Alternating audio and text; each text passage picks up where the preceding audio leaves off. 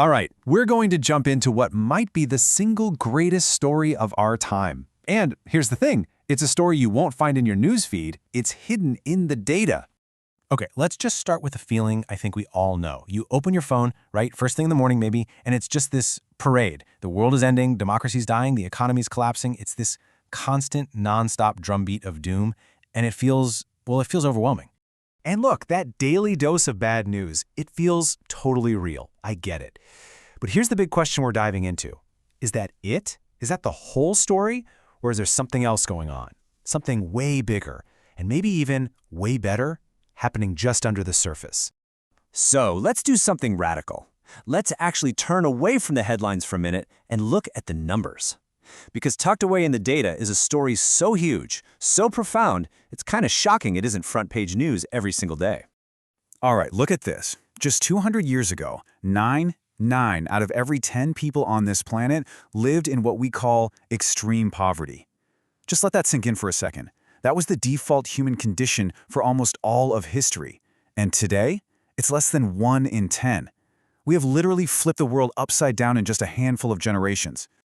And that percentage isn't just an abstract number. Let's put a human face on it. This number, 1.25 billion, that's how many people were lifted out of extreme poverty. And that's just between 1990 and 2019. Think about that. While the world's population was booming, we pulled over 1 billion people out of the worst kind of poverty. It is frankly a staggering achievement. And just so we're all on the same page, when we say extreme poverty, we're not just talking about being poor. No, this is something else. It's living on less than $2.15 a day. It's a life where you're constantly fighting off hunger, where a simple disease can be a death sentence. It's a daily struggle just to survive. So escaping this, it isn't just an improvement, it's everything. And we really have to grasp the scale here. I mean, this isn't just some nice statistic. This achievement, it dwarfs almost everything else we've ever done. Seriously, landing on the moon, incredible. The internet changed everything. But lifting 1 billion plus people out of sheer desperation, that is an accomplishment in a league of its own, bar none. And get this, the pace is actually picking up. Back in the year 2000, the UN set this massive goal, right? Let's cut extreme poverty in half by 2015. Seemed almost impossible. Well, the world didn't just meet that goal, we absolutely smashed it. We did it 5 years ahead of schedule.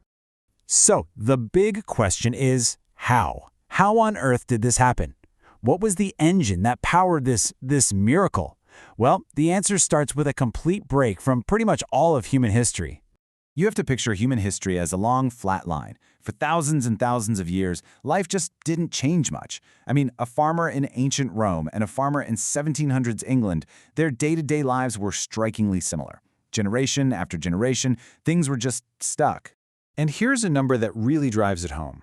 After 5,000 years of civilization, we're talking empires, pyramids, the whole shebang, the average person made about $1,100 a year in today's money. For literally thousands of years, economic growth was basically zero. But then, about 200 years ago, something happened. Something broke. That long, historical flatline didn't just start to creep up. No, it shattered. And it went vertical, just straight up, in a way that had never, ever happened before. And the result of that explosion? A 16 times increase in average global wealth. 16 in just 200 years. To go from millennia of stagnation to a 16x jump, that's easily the single most dramatic event in all of economic history. So, what changed? What was the secret sauce? Well, it wasn't just one thing. It was this perfect storm, a combination of things that all clicked into place. We got better laws that protected people's ideas and property. We embraced the scientific method. We unlocked incredible new sources of energy like coal and electricity. We developed modern financial markets. And maybe most importantly, we started to value new ideas and innovation. It was a total game changer. And here's a really crucial point. This wasn't primarily a story about charity. Aid is important, for sure, but that's not what drove this massive shift. The real engine was economic growth. It was trade. It was millions upon millions of individual people finally given the chance to build things, to solve problems, and to create better lives for themselves and their families. Okay, so this history is absolutely incredible, but it's not just a history lesson. It brings us right here, right now, and it hands our generation a pretty clear mission. You know, you could almost say that all of human progress comes down to a battle between two mindsets. On one side, you have the complainers. They post online, they critique, they focus on what's wrong. And on the other side, you have the builders. They're the ones who actually solve the problems. They do the work. They focus on building what's next, and the world only moves forward when the builders win. And that's really the big lesson here, isn't it? The world doesn't actually get better through outrage. It gets better through work. It's the people like Jonas Salk developing a vaccine, or Norman Borlaug revolutionizing agriculture. It's the quiet, focused work that solves the biggest problems. And this is where it gets really exciting. For anyone listening right now who wants to be a builder, you have the best tools in the history of the world at your fingertips. Right now. I mean, all the knowledge, all the technology our species has ever created, it's more available to you than to any king or emperor who has ever lived. And the barriers to entry? They've basically collapsed. Think about it. One person, right now, with a single laptop, can build and launch something that would have taken a massive company with hundreds of employees just 20 or 30 years ago.